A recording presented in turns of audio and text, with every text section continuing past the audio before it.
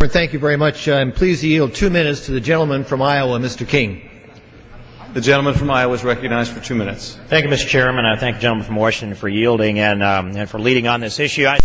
I would just want to add to this discussion and deliberation that what really happens here is that if this should pass today, and I rise in opposition to H.R. 2499, Mr. Chairman, but it sets up a momentum. It sets up a level of expectations, and the sequence of events being the question that would go before the Puerto Ricans and those who were born in Puerto Rico that would live in any of the other 50 states, presumably.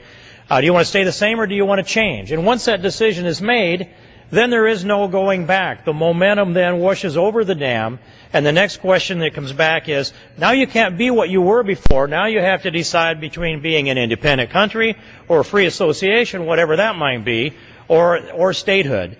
And when we get to this question of statehood, and I look at the standards that have been there in the past, I disagree with Mr. Young from Alaska. I can go up there, and English is a language that's used in government and in business and everywhere you go. Yes, every language you can imagine is spoken in every state, but the practice in Puerto Rico is Spanish, not English. 85% of Puerto Ricans will self-profess that they're not proficient in English. They have very little understanding of English. And in fact, I'd ask unanimous consent to introduce into the record the Latin American Herald Tribune dated April 26, where the Secretary of Education in Puerto Rico, the Governor's Secretary, said English is taught in Puerto Rico as if it were a foreign language, and 85% aren't proficient in it. I ask unanimous consent on that.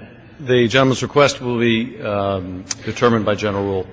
Okay, and then it also seek to introduce into the record a letter from U.S. English Incorporated. Among it is a statement I think that's very important to consider here in this body, which says, no state has ever been allowed to come into the Union where its core organs of government operate in a foreign language, and Puerto Rico must not be an exception.